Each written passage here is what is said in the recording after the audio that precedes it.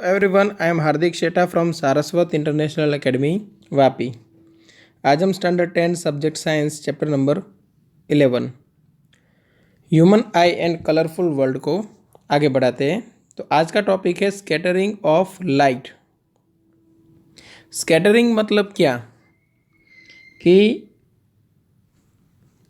कोई ऑब्जेक्ट है या तो कोई पार्टिकल्स है जिसका डायामीटर हम उसको बोल देते हैं साइज, ठीक है। वो वेवलेंथ ऑफ लाइट के आसपास है। वो लाइट को स्प्रेड करते हैं। मतलब जब लाइट है वो ये पार्टिकल के साथ कोलाइड होती है तब अलग अलग डायरेक्शन में स्प्रेड होती है। तो ये जो प्रोसेस है उसको बोला जाता है स्कैटरिंग ऑफ लाइट। लाइट का अलग अलग डायरेक्शन में डिवाइड होना। तो आपको जो टेक्स्ट बुक में लिखा है उसी वे में लिखना है एग्ज़ाम में, क्योंकि आप वेव नेचर ऑफ लाइट अच्छे से नहीं पढ़े हो, या आप जब 12th स्टैंडर्ड में अगर आप साइंस स्ट्रीम पसंद करते हो तो 12th स्टैंडर्ड में वेव ऑप्टिक्स नाम का चैप्टर आएगा जिसमें आप ये डिटेल में पढ़ोगे, ठीक है। चलो तो स्टार्ट करते हैं। Scattering of light, the interplay of light with object around us gives rise to several spectacular phenomena in nature। अब स्कैटरिंग ऑफ लाइट की हेल्प से आपको क्या क्या देखने को मिलता है वो यहाँ पे हम पहले बात करेंगे, ठीक है। The blue colour of sky, ठीक है ना। Colour of water in deep C, the reddening of the sun at sunrise and sunset are some of the wonderful phenomena we are familiar with। तो ये सब किसकी वजह से होता है? स्कैटरिंग ऑफ लाइट की वजह से। कौन कौन से फिनोमेना है देखो। The blue colour of the sky, ठीक है। Colour of water in deep sea, the reddening of the sun at sunrise and sunset. आपको पता है तो सनसेट या सनराइज के टाइम पे जो सन है उसका कलर आपको येलोइश रेड या रेडिश येलो लगेगा, ठीक है ना। तो ये सब क्यों होता है? तो ये सब होता है स्कैटरिंग ऑफ लाइट की वजह से। कैसे, वो हम डिटेल में यहाँ पे बात करने वाले हैं। In the previous class you have learn about the scattering of light by colloidal particles, ठीक है ना। जो मीडियम के अंदर थोड़ी हाइट पे सस्पेंडेड पार्टिकल्स होते हैं उनकी वजह से स्कैटरिंग ऑफ लाइट हम ऑलरेडी समझ चुके हैं। The path of a beam of light passing through a true solution is not visible. अगर एक परफेक्ट सॉल्यूशन है तो ये जो लाइट है वो वहाँ से पास कराओगे तो उसका पाथ आपको विजिबल नहीं होगा। However, its path becomes visible through a colloidal solution where the size of the particles is relatively larger, ठीक है। तो सपोज आपने एक बकेट में पानी भरा हुआ है, अगर वो प्योर वाटर है, ठीक है ना। अगर वो 100% प्योर वाटर है और उसमें से आप लाइट पास कराओ तो शायद आपको उसका पाथ नहीं दिखाई देगा। बट वाटर के अंदर कुछ ऐसा आप केमिकल डाल दो कि जिसकी वजह से सस्पेंडेड पार्टिकल्स मिलते हैं। मतलब पानी के अंदर ही हवा में सम हाइट पे लटकते हुए पार्टिकल्स, ऐसे सस्पेंडेड पार्टिकल्स हैं, ठीक है। और इसमें से अगर आप लाइट पास कराओ तो वो लाइट का पाथ आपको दिखाई देगा। और यही चीज़ आपने कई बार शायद देखी भी होगी कि अगर आप कहीं पे जाओ जहाँ पे एक पुराना घर है, ठीक है, और घर पे कहीं पे छोटा सा हॉल है,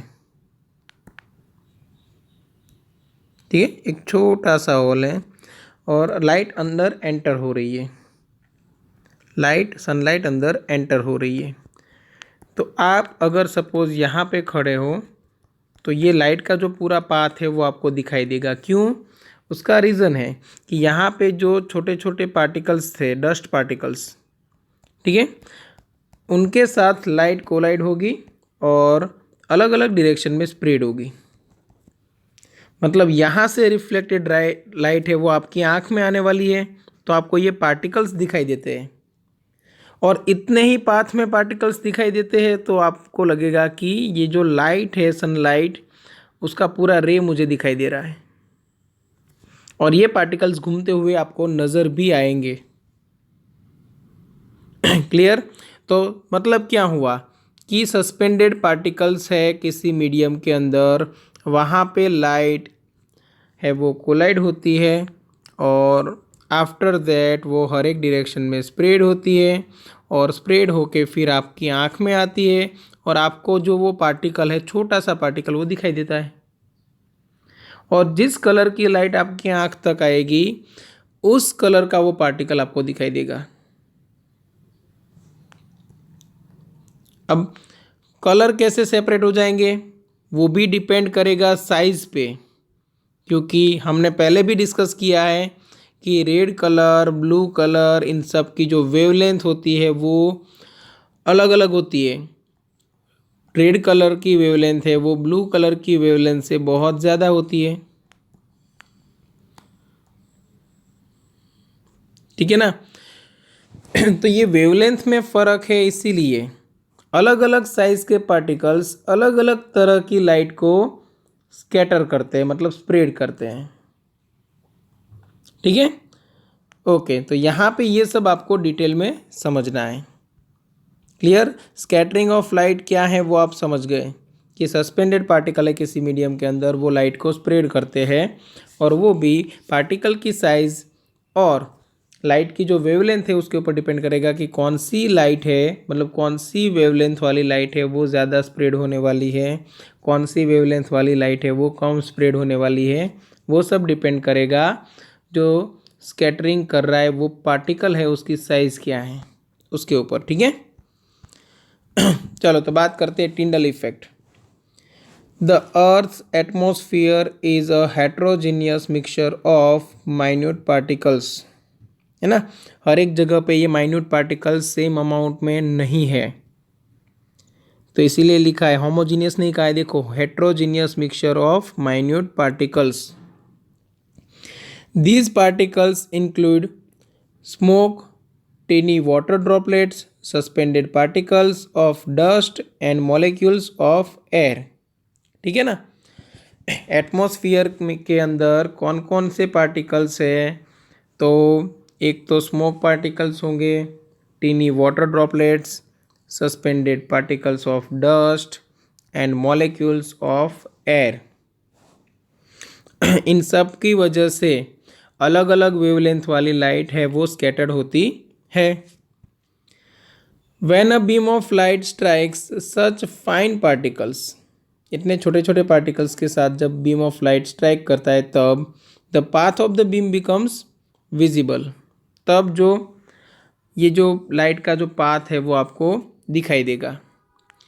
पाथ क्यों दिखाई देगा? क्योंकि वो टीनी पार्टिकल्स आपको दिखाई देने लगे, तो आप प्रेडिक्ट कर पाते हो, आप ये अंदाज़ा लगा सकते हो कि यहाँ से लाइट पास हो रही है, ठीक है।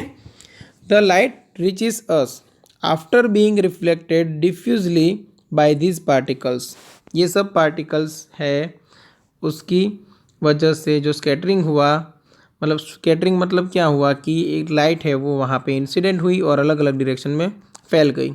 तो किसी एक डायरेक्शन में लाइट गई है उसको क्या बोलेंगे हम? रिफ्लेक्टेड लाइट, और वो आँख के अंदर आएगी और वही लाइट आपको दिखाई देगी। When a beam of light strikes such fine particles, the particle of the beam becomes visible. The path of the beam becomes visible. The light reaches us after being reflected diffusely by these particles. ठीक है ना। अब आगे बढ़ते हैं। The phenomena of scattering of light by the colloidal particles. The phenomenon of scattering of light by the colloidal particles gives rise to Tyndall effect which you have studied in class 9। ठीक है ना, previous class में आपने ये study किया था Tyndall effect. यहाँ पे हम फिर से रिपीट कर रहे हैं थोड़ी डिटेल में। क्लियर है? आगे बढ़ते हैं। This phenomenon is scene when a fine beam of sunlight enters a smoke filled room through a small hole। जैसे मैंने आपको पहले बताया कि आप किसी घर के अंदर हो और जिसमें एक छोटा सा हॉल है और उसमें से जब लाइट एंटर करती है, लाइट यहाँ से आई, ठीक है ना, आप यहाँ पे खड़े हो तो यहाँ पे जितने भी पार्टिकल्स है वो लाइट को स्कैटर करेंगे, अलग अलग डायरेक्शन में फैलाएंगे और आपके पास जितनी लाइट्स आई, ठीक है ना, मतलब जितने पार्टिकल्स से स्ट्राइक होके आए उतने पार्टिकल्स आपको दिखाई देते हैं। पार्टिकल्स कहाँ पे है? तो पूरे रूम में है, बट दिखाई कितने देंगे? ये पाथ में जितने आएंगे उतने, इसीलिए आपको ये पाथ है वो दिखाई देता है। Clear?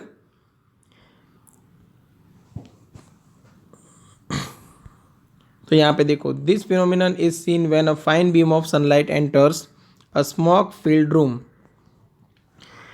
Through a small hole. Okay, thus scattering of light makes the particles visible। scattering of light makes the particle visible। Tyndall effect can also be observed when sunlight passes through a canopy of a dense forest। ये आपने शायद फिल्मों में देखा होगा कि बहुत ही ज़्यादा घना जंगल है और उसमें से लाइट है वो डेंस फॉरेस्ट है, उसमें से लाइट है वो पास होके आ रही है पेड़ पत्तों में से निकलते हुए, तो अब वो आपको जो लाइट का पाथ है वो दिखाई देता है।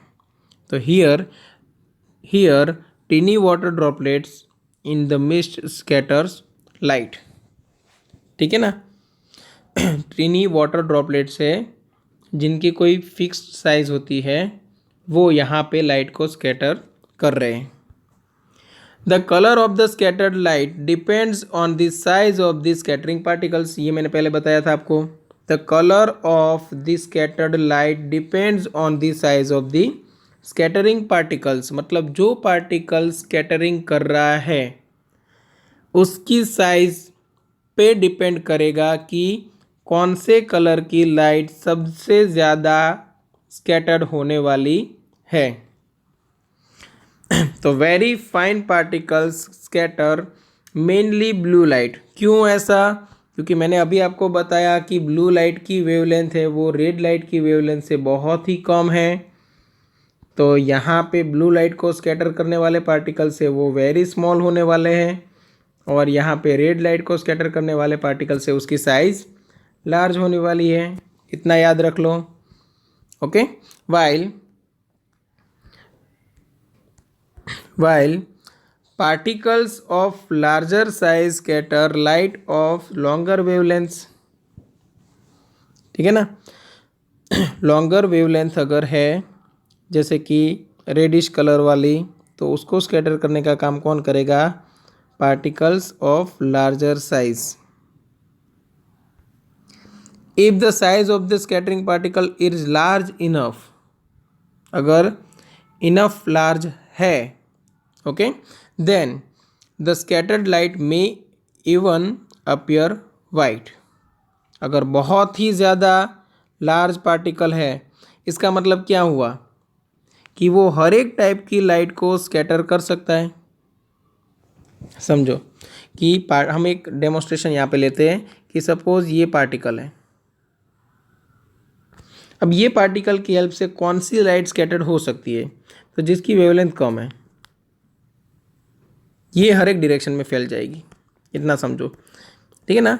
एक्चुअल फिनोमिना में यहाँ पे आपको एक्सप्लेन इसलिए नहीं कर रहा हूँ क्योंकि आप अभी तक उतने ज़्यादा डीप में ये वेव ऑप्टिक्स पढ़े नहीं हो। ठीक है, तो इतना समझ लो कि पार्टिकल की साइज़ बड़ी है तो जो लाइट है वो इंसिडेंट होती है वो अलग अलग डायरेक्शन में फैल जाएगी। बट अगर जो लाइट इंसिडेंट हो रही है उसकी वेवलेंथ ज़्यादा बड़ी है तो ये उसको स्प्रेड नहीं कर पाएगा। समझ में आया? मतलब अगर ये पार्टिकल रेड लाइट को स्कैटर कर सकता है तो डेफिनेटली ब्लू लाइट को भी कर पाता होगा, क्योंकि ब्लू लाइट की वेवलेंथ है वो कम है। तो अगर पार्टिकल की जो साइज़ है अगर वो बहुत ही ज़्यादा है तो क्या हुआ, तो मतलब है कि अगर आप वाइट लाइट इंसिडेंट कराओ तो वाइट लाइट में से अगर आप वाइट लाइट इंसिडेंट कराओ तो वाइट लाइट में से हर एक कलर की लाइट है वो, हर एक कलर के वेव्स है वो रिफ्लेक्ट होंगे। तो वो जो स्कैटर्ड लाइट है वो भी आपको वाइट कलर की मिल सकती है। ओके, इसीलिए यहाँ पे लिखा है if the size of these scattering particles is large enough then the scattered light may even appear white। तो फिर जो स्कैटर्ड लाइट है वो आपको वाइट भी दिखाई दे सकती है। क्लियर? ओके, अब देखते हैं why is the colour of the clear sky blue. Sky का कलर ब्लू क्यों है? तो हमें पता है कि जैसे हम अर्थ से ज़्यादा हाइट पे जाते हैं वैसे वैसे अर्थ में जो एटमॉस्फेयर है उसमें ख़ास करके हवा है वो पतली होती जाती है, मतलब डेंसिटी है वो कम होती जाती है। वहाँ पे जो एटमॉस्फेयर के पार्टिकल्स है, ठीक है ना, एटमॉस्फेयर के अंदर जो एयर के जो मॉलिक्यूल्स है उनकी साइज़ छोटी है। तो ये जो सपोज़ ये मॉलिक्यूल है उसकी साइज़ स्मॉलर है। अब इसका मतलब क्या है कि जो वाइट लाइट इंसिडेंट होती है, जो वाइट लाइट यहाँ पे इंसिडेंट होती है वो लाइट के अंदर हर एक टाइप की वेवलेंथ होती है। हर एक टाइप की वेवलेंथ होने की वजह से वो 7 डिफरेंट कलर में डिवाइड हो सकती है। बट यहाँ पे होता क्या है कि ये जो मॉलिक्यूल्स है, एयर मॉलिक्यूल्स, उनकी साइज़ कम होने की वजह से यहाँ पे जो मैक्सिमम अमाउंट जो रिफ्लेक्ट होती है वो होता है ब्लू कलर। ठीक है ना, मैक्सिमम जो लाइट स्कैटर्ड होती है वो ब्लू लाइट स्कैटर्ड होती है। ऐसा नहीं कि रेड कलर या तो दूसरे कलर स्कैटर्ड नहीं होते हैं, बट कम अमाउंट में। अब ऐसा क्यों? क्योंकि ये जो पार्टिकल्स हैं उनकी साइज़ कम थी, इसीलिए जो स्मॉलर वेवलेंथ्स है उनको ही ज़्यादा स्कैटर्ड करेगा। अब स्मॉलर वेवलेंथ किसके पास है? ब्लू कलर के पास। रेड कलर की जो वेवलेंथ है lambda R is almost 1.8 times lambda B. तो ऑलमोस्ट डबल वेवलेंथ है रेड कलर की। ठीक है ना, तो यहाँ पे रेड कलर भी स्कैटर हो सकता है बट बहुत ही कम अमाउंट में। ठीक है, और ये जो स्कैटर्ड लाइट है जो स्काई में हुई थी, ठीक है ना, वो स्कैटर्ड लाइट हमारी आँख में पहुँचेगी और हमें ये जो स्काई का कलर है वो कौन सा दिखाई देगा? Blue colour. हमारे माइंड में जो ये कलर कौन सा दिखाई देगा? Blue colour. ठीक है ना, इसीलिए the colour of the sky, clear sky is blue. ठीक है, अब सोचो कि अगर अर्थ के पास एटमॉस्फेयर नहीं होता तो ये स्कैटरिंग होता ही नहीं, और स्कैटरिंग नहीं होता तो सनलाइट सीधी हमारे आँख में आती, किसी भी ऑब्जेक्ट के साथ टकराए बिना सीधी आपके आँख में आती, मतलब आपको कुछ नहीं दिखाई देता। आपको कोई भी चीज़ कब दिखाई देती है? जब सनलाइट है वो ऐसे इंसिडेंट हो और रिफ्लेक्ट होके आपकी आँख में आए। ठीक है ना, जो सनलाइट है वो किसी ऑब्जेक्ट है उसके पास टकराएगी और आफ्टर रिफ्लेक्शन आपकी आँख में आएगी, तब आपको वो ऑब्जेक्ट दिखाई देगा। अब बीच में कोई ऑब्जेक्ट है ही नहीं, कोई एटमॉस्फेयर नहीं है, ना एयर मॉलिक्यूल्स है, कुछ भी नहीं है, तो कुछ है ही नहीं तो आपको कुछ दिखाई भी नहीं देगा। तो फिर जो स्काई का कलर है वो आपको डार्क नज़र आएगा। ठीक है ना, तब स्काई का कलर डार्क नज़र आएगा। ब्लैक कलर का मीनिंग ही यही होता है कि सपोज कोई सरफेस आपको ब्लैक दिखाई देती है, इसका मतलब क्या है? इसका मतलब है कि वहाँ पे जो भी लाइट आई वो सब एब्जॉर्ब हो गई। ब्लैक है वो लाइट को 100% एब्जॉर्ब करता है, ऑलमोस्ट 100%, अगर परफेक्टली ब्लैक बॉडी है तो। अब वहाँ से कोई लाइट रिटर्न आई ही नहीं, कोई लाइट रिटर्न आई नहीं तो आपको कुछ भी नहीं दिखाई दिया। कुछ नहीं दिखाई देता तब हमारा ब्रेन सोचता है कि ये डार्क है, हम उसको नाम देते हैं डार्क। ठीक है ना?